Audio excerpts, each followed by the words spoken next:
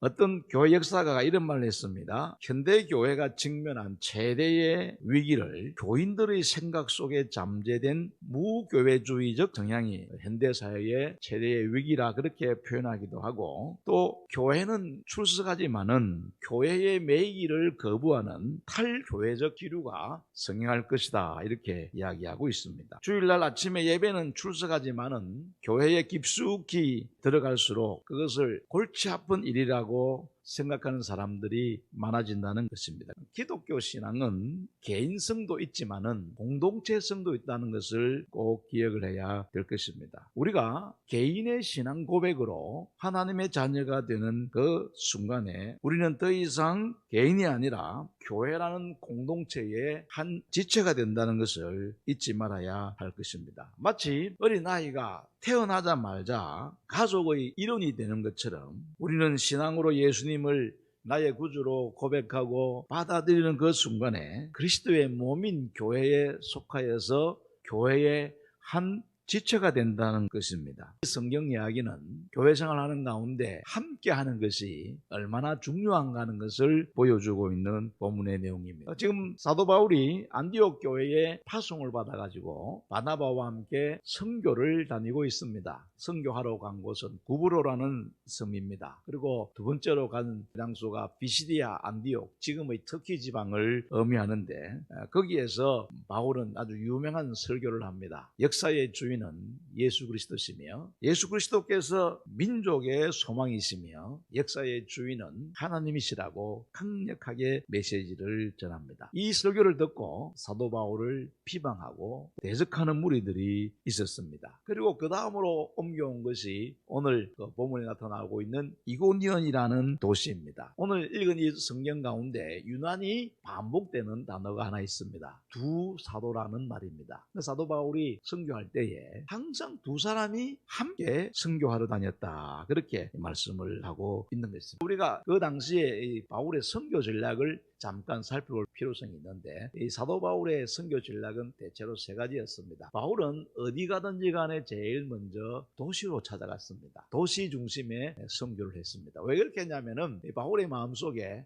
도시를 선교하고 나면은 그 도시가 다른 작은 지역을 선교하도록. 그 다음에 두 번째 선교 전략이 뭐냐면은 회당 중심의 선교입니다. 이 회당이라는 것은 유대인들이 흩어져 사는 가운데 이제 성전이 없으니까 그들이 함께 모여서 신앙생활을 하고, 또 유대인들이 함께 모여서 성경책도 공부하고 율법도 공부하고, 이렇게 유대인들이 매주 한 번씩 이렇게 모여서 예배했던 장소 혹은 율법을 공부했던 장소가 바로 회당입니다. 그래서 바울이 선교할 때에 꼭 찾아갔던 것이 바로 그 회당입니다. 그 다음에 세 번째 선교 전략이 뭐냐면은 팀 선교입니다. 절대로 바울은 혼자 가지 않았습니다. 항상 팀을 이루어 갔습니다. 함께 함으로 말미암아 제일 첫 번째는 복음을 담대하게 전할 수가 있었습니다. 1절에 보면은 이에 이고니온에서 두 사도가 함께 유대인에 들어가 말하니 그렇게 말씀하고 있는데, 여기 말하니라는 이 단어는 담대하게 복음을 전했다라는 뜻입니다. 이 원리는 예수님께서도 적용하셨습니다. 사복음서에 보면은 예수님께서 전도대를 파송하는 장면이 나옵니다. 그 전도대를 파송할 때에 절대로 한 명을 보내지 않습니다. 예수님께서도 항상 두 사람 이상을 보냈습니다. 그래서 전도서 4장 12절에 보면은 한 사람이면 패하겠거니와 두 사람이면 맞설 수 있나니 세 겹줄은 쉽게 끊어지지 아니하느니라. 사랑하는 성도 여러분, 하나님께서 왜 우리를 한 교회에 불러주시고 함께 신앙생활 하시게 하겠습니까? 이렇게 할 때에 더욱더 담대하게 하나님의 복음을 전할 수가 있기 때문입니다. 그러나 사실은 바울과 바나바가 선교하지만은 그들 둘만 선교하지 않습니다. 두 사람을 파송한 안디옥 교회가 바나바와 바울이 선교할 수 있도록 얼마나 교회에서 열심히 기도하고 또 재정적인 후원도 하고 하겠습니까? 우리 교회도 마찬가지 아닙니까? 우리 교회도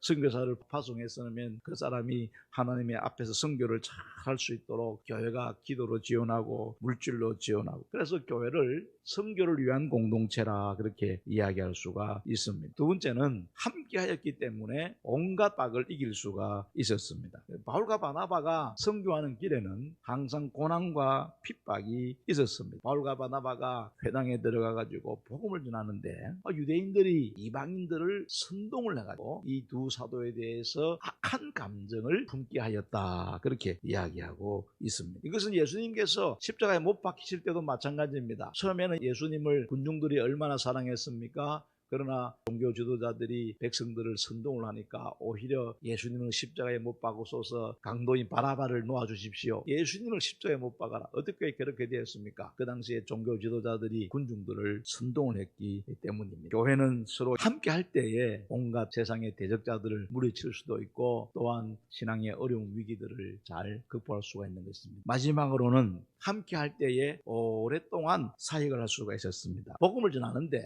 자꾸만 반대하고 핍박을 하니까 예수님을 믿기로 결심했던 사람들을 보호해주고, 그리고 또 바울과 바나바가 전하는 진리가 참 진리라는 것을 변증하기 위해서 그곳에 오래 머물렀다, 그렇게 말하기도 하는 것입니다. 그런데 놀라운 것은 뭐냐면은 이렇게 바울과 바나바가 오랫동안 있으면서 복음을 전할 때에 하나님께서 기적을 통하여서 바울과 바나바의 전하는 말씀이 진리인 것을 가르쳐 주었다, 그렇게 말씀합니다. 오늘 성경 말씀에도 보니까 바울이 복음을 전할 때에 표적과 기사가 따르니, 하나님의 말씀이 전파되어지는 곳에는, 또 우리의 믿음의 세계 속에서는 항상 하나님께서 기적을 일으킨다는 것을 믿으시길 바랍니다.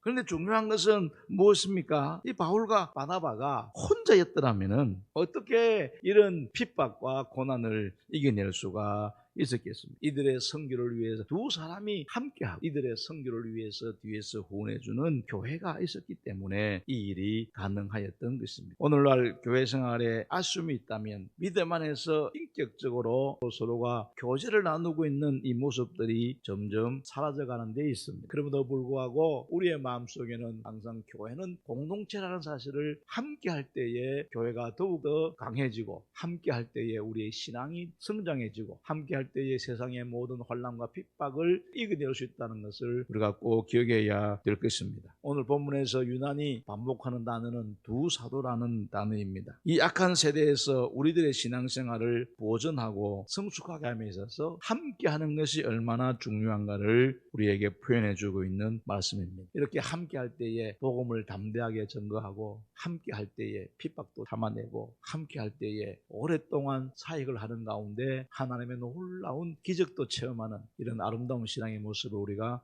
볼 수가 있습니다. 이 말씀 기억하면서 우리 여러분들도 신앙생활은 개인에서 출발하지만은 교회의 지체로서 함께 신앙생활을 할 수밖에 없다는 사실을 꼭 기억하고, 교회의 공동체성을 늘 기억하는 우리 모든 성도가 될 수 있기를 주님의 이름으로 축복합니다.